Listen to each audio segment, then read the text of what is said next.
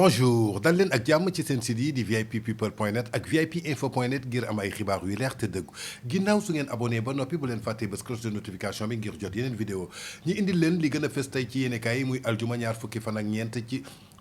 fan ak juróom ci weeru septembre atum 2020 li gën a fës nag ñi ngi koy tàmbale ci yéenekaay bii di le quotidien li mu gën a fësal tey ci yéenekaay muy perturbation de la réunion du conseil d'administration la SAR sous haute tension muy société africaine de raffinage sous haute tension kii di Khadim Ba ex-PCA accusé d'avoir envoyé de gros bras pour empêcher la session. Le DG Serigne Mboup fait constater par un huissier l'incident. Le CEA se transporte au ministère du pétrole jàppale ni daal muy haute tension boo xamante ni am na foofu ca conseil d'administration ba moon ca Sarr ki ñuy jàm baaraamu tuuma nag du kenn ku dul kii di Khadim Ba nag di doom ci Amadou Ba Carrefour automobile mu doon ex-PCA bi moom la ñu accusé moo envoyé foofu ay gros bras maanaam ay nervi pour ñu empêcher session boobu mais nag kii di directeur u Sarr di Serigne Mboup moom constaté na fayee gindi na huissier xool lépp mais quant à CEA bi nag dafa transporter lépp yóbbu ko ci ministère du pétrole ki ko fësal di yéenekaay bi di Le Quotidien suñu jógee ci Le Quotidien dañuy seeti Les Échos li ñu gën a fësal tey lu jëm ci wàllu Grand Magal de Touba soxna Aïda Diallo mise en quarantaine à son domicile kii di soxna Aïda Diallo nekkoon fi ex jabar ci Cheikh Béthio Thioune ginnaaw bi xalif général joxe ndigal Serigne Cheikh Saliou joxe ndigal dafa mel ni Aïda Diallo nanguwul dégg dara moom daal dafa bëgg a def boppam benn Serigne daal boo xamante ni pour la première fois dans l'histoire du Sénégal ñi gis ni que jigéen daal mi ngi jiite ay nit mais Aïda Diallo boobu daal dafa lànk bëggoon def màggal bi foofu ca Gaabu dem na sax ba Mali jëndi ay nagam ni Cheikh Béthio doon def mais yaakaar naa ni Aïda dafa fàtte ni que Cheikh Béthio ak Aïda Diallo wuute nañu ndaxte Cheikh Béthio Serigne Saliou moo ko seexaloon quant à Aïda Diallo nag ki ko seexaloon ku dul Cheikh Béthio ginnaaw Cheikh Béthio nekk na fi nag te Cheikh Béthio am ay doomam doon na yaakaar nañu doom moo koy doon na kii di Serigne Saliou Thioune doon na bàyyam ba noppi waaye Aïda Diallo dafa lànk ne moom bañ moom dafay doon na aussi kii di Cheikh Béthio Thioune mais nag jàpp leen lépp loo xamante ni jëm na ci wàllu màggal Touba waa Touba jël nañu seen ay dispositions dañuy mettre kii di Aïda Diallo en quarantaine ci këram boobu nekk ca Gaabu il lui interdit de dresser une tente devant sa maison et de tenir la moindre activité publique Touba reproche à la veuve de Cheikh Béthio Thioune de n'avoir pas obéi au ndigal di xalif maanaam daal xamal nañ ko daal lépp lu jëm ci wàllu tente bu mu ko mës a def ci buntu këram bu benn activité publique am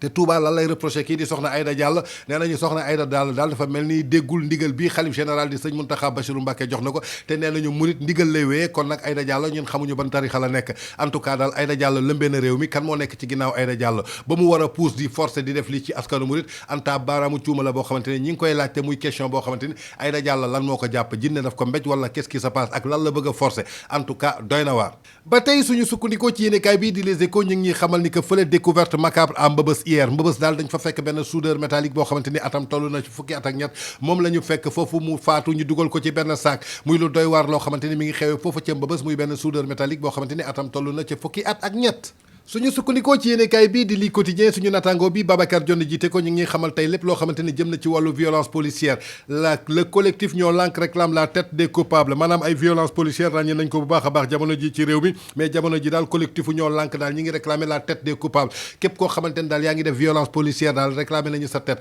ki ko fesal di yéenekaay bii di lii quotidien ba tey ci lii quotidien ñi ngi xamal crise de l'emploi au Sénégal des centaines d'entreprises fermées en 2019 jàpp leen lépp loo xamante ni jëm na ci wàllu xëy bi ak gont bi muy emploi fii ci Sénégal lu toll ci ay centaines d'entreprises tëj nañu seen ay buntu atum 2019 lu ko waral nag 1969 travailleurs ont perdu leurs emplois l'inspection du travail accuse la justice jamono ji daal ñi ñàkk seen emploi daal soo leen xaymaa toll nañ ci 4 junni doomu aadama waaye inspection du travail mi ngi accusé kii di justice bi ki ko fesal di yéenekaay bi di li quotidien su ñuy jógee foofu dañuy seeti direct news li ñu fesal tey muy scandale bu mag boo xamante ni am na foofu ca Foundiougne lu fa xew nag qui bloque les dossiers et pour quel intérêt quel est le rôle des conseillers départementaux qui adoptent le budget et les comptes administratifs qui est le responsable en tout cas scandale daal bi am ci Foundiougne foofu gars yi daal ñi ngi jàm baaraamu tuuma nee nañu kan mooy bloqué dossiers yi ak ban intérêt la ci am ak ban rôle le conseiller départementaux yi di jouer foofu ci budget bi maanaam ci compte administratif yi kan mooy responsable en tout cas muy question boo xamante ni direct news mi ngi koy laajte ba tey ci direct news loyer du conseil départemental doublement payé expulsion de l'institution dans ses locaux kii di conseil départemental daal dañ ko fayul foofu ba noppi génnee nañ ko ci ay locaux mu doon loo xamante ni doy na waar trop suñu jógee ci direct news dañuy dem seeti yéenekaayu Cheikh Mbacké Guissé bii di libération lan la indi tey diminution des nouveaux cas de décès du coronavirus maanaam lan moo waral nouveau cas wu coronavirus yi ak décès yi ñu wàññee ko bu baax a baax l'Afrique déjoue les sombres prévisions jàppale ni que daal l'Afrique mi ngi déjouer les sombres prévisions le Sénégal Sao Tomé et Prince Île Maurice les Botswana et les Seychelles ont enregistré une baisse de plus de 50% dëkk yooyu nekk ci Afrique daal di Sénégal Sao Tomé Prince Île Maurice Botswana ak Seychelles enregistré nañu ci baisse boo xamante ni toll na ci 50% pour les experts la tendance va se consolider. Plus de 80% des cas répertoriés sur le continent sont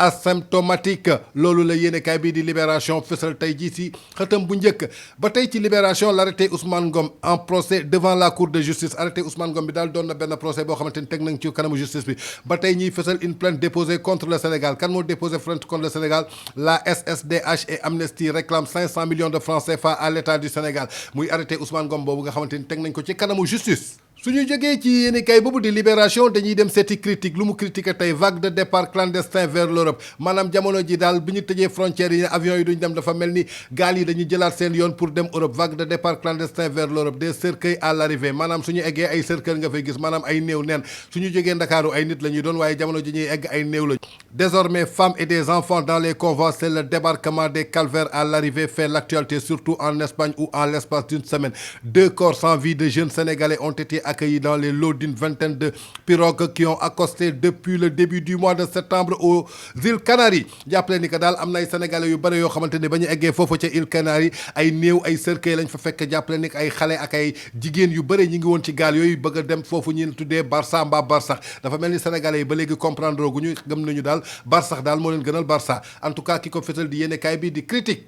suñu jógee ci yéenekaay boobu dañuy dem seeti l'info lu ñu fësal tey anniversaire de la plus grande catastrophe maritime suñu waxee loolu suñu xel day dem ci naufrage du bateau le Joola il y a 18 ans le Joola faisait son dernier voyage fukki at ak juróom-ñett ci ginnaaw le bateau Joola def dernier voyage am maanaam muy anniversaire boo xamante ni ñu ngi koy màggal le 26 muy catastrophe bu gën a mag ci wàllu maritime tey soo ko xoolee rattaché à la présidence l'indépendance de l'ARMP en question hors de Sabodala 119 milliards versés au trésor de Tringa Gold en 2019 impact Covid-19 les jeunes entrepreneurs infectés par le portefeuille jamono ji daal yaakaar naa ni lii la yéenekaay bii di l'info fësal tey ci xëtam bu njëkk suñu sukkandikoo ci yéenekaay bii di Vox Populi dellusiwaat nañu ci interdiction de célébrer le Magal à Ngabou fatwa de Touba contre Aïda Diallo fatwa bi dalaat na ci kawam yar bi dalaat na ci kawam Aïda Diallo mi dëgër na bopp de Aïda Diallo nee na du bàyyi Aïda Diallo mi mbaa dafa rep en tout cas doy na waar interdiction de célébrer le Magal à Ngabou le fatwa de Touba contre Aïda Diallo selon Safinatul Aman la veuve de Cheikh Béthio Thioune ne s'est pas conformée au ndigal di xalif kii di ex jabaru Cheikh Béthio Thioune di Aïda Diallo daal dafa mel ne déggul benn yoon ndigal bi xalif général Serigne Mountakha Bassirou Mbacké joxe na ko suñu sukkandikoo ci Serigne Modou Lo Ngabou quiconque suit Aïda Diallo a trahi Serigne Touba nee na képp taalibe boo xamante ni topp nga ci ginnaaw Aïda Diallo rek xamal ni warate nga jëf yoo xamante ni Serigne Touba digle woon na ko kon daal jàppale ni que Serigne Modou Lo daal gëmloo na ni que amul benn taalibe boo xamante ni yaa ngi wuyoo ni murit nga bëgg a topp ci ginnaaw kii di Aïda Diallo daal fotta na nit ñi sonal la ni en tout cas doy na waar suñu sukkandikoo ci Serigne Cheikh Saliou s'aligne sur la position de Serigne Mountakha Serigne Cheikh Saliou nag muy doom ci Serigne Saliou Mbacké joxoon na ndigal Aïda Diallo waaye dafa mel ni dafa lànk nee na du ko déglu waaye Serigne Cheikh Saliou daal nee na mi ngi ci ginnaaw kii di xalif général di Serigne Mountakha Bassirou Mbacké waaye Aïda Diallo mi lu ko téye rek ba moom it du topp en tout cas sénégalais yi jël leen seen matuwaay Aïda Diallo yabu fi kenn ba tey suñu sukkandikoo ci yéenekaay bi di Vox Populi ñu ngi ñëw ci chanteuru malien bi nga xamante ni def na feu et flamme def tabac muy de kii di Sidiki Diabaté di doomu Sissoko Diabaté jamono ji Sidiki Diabaté ginnaaw bu mu amee ay jafe-jafe ak benn ex-coéquipier boo xamante ni corom la woon ñoom ñaar ñoo dëkkoon mu violenté ko dóor ko gaañ ko jamono ji Sidiki Diabaté est en prison à Bamako ba tey suñu sukkandikoo ci yéenekaay bii de le témoin quotidien lu ñu xamal affectation et désaffectation des terres de domaine national Macky Sall place les conseillers municipaux sous surveillance conseillers municipaux yi def leen ndànk de Macky Sall teg na leen sous surveillance ay affectation ak désaffectation des terres de domaine national jamono ji daal képp koo xamante ni conseil municipaux nga jàppal ni que Macky Sall teg na la sous surveillance ki ko fësal di yéenekaay bii de le témoin suñu sukkandikoo ci yéenekaay bii di Walf Quotidien li ñu xamal tey entrer dans l'espace Schengen comment l'Europe multiplie les obstacles maanaam lépp loo xamante ni war na dugal nit ñi ci espace Schengen Europe mi ngi multiplier ay obstacles yoo xamante ne dafay baare pays africains yi ku ci mel ni Sénégal pour ñu ubbil leen seen frontière en tout cas doy na waar ki ko fësal di Walf Quotidien le Sénégal au cœur quand Macky réglait la question de son mandat jamono ji daal ñu ngi xamal ni que Macky naka la doon def pour régler question mandat boobu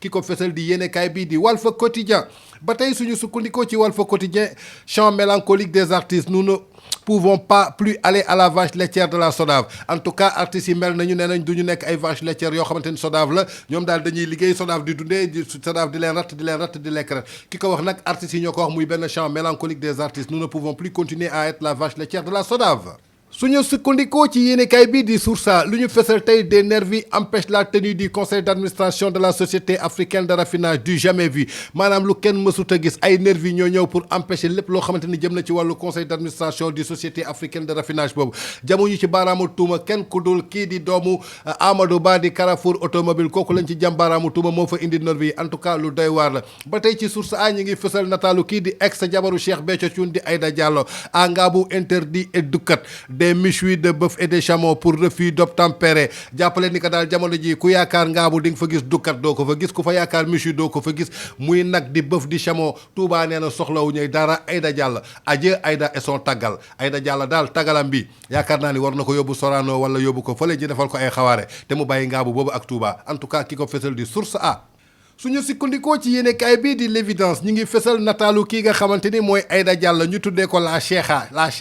du jamais vu waay cheikh la ñu xamoon de moom nag la cheikha coquette à la poubelle maanaam coquette lay jaay tagalu taaru maquillage faaru teg cheveux naturel en tout cas loolu yëpp Touba jël na ko sànni ko ci poubelle bi muy màggal de Touba interdit à Aïda Diallo la cheikha coquette à la poubelle maanaam lépp lu muy jaay ci coquette daal poudre maquillage ku la cappa-cappal ku la faar ku la maquillé Serigne Touba soxlawul loolu Aïda suñu sukkandikoo ci yéenekaay bii di tribune di yéenekaayu des médias puissance des jeunes dans le leadership politique RDV électoral il faut compter avec eux muy kan Bougane Gueye Dany Barthélémy Dias Malick Gakou Ousmane Sonko ñii daal la ñuy yaakaar ni que tey daal face au compte électoral ñii war nañu mën a taxawu Sénégal le Sénégal face à cette fois de combats électoraux muy nataalu Bougane Gueye Dany Barthélémy Dias Malick Gakou Ousmane Sonko waa ñeenti ñii ku ci ëpp fit en tout cas Barthélémy moom du dellu ginnaaw fenn Ousmane Sonko nag ay saagaam rek la yor ak ay xasteem Malick Gakou moom kanta moom nag dafa xaw a nooy suñu sukkandikoo ci yéenekaay bii di Rewmi Quotidien lan la ñu fësal liberté provisoire refusée Rangou Dame Amar et compagnie reste en prison ginnaaw ba ñu dugalee liberté provisoire kii di Dame Amar di doomu Ahmed Amar di ex directeur NMA Sander ginnaaw bu mu fi organisé woon benn soirée privée foofa ca Almadi jamonoy plein couvre-feu ba benn xale bu jigéen tudd Iba Thiam ñàkk ci bakkanam ci wàllu overdose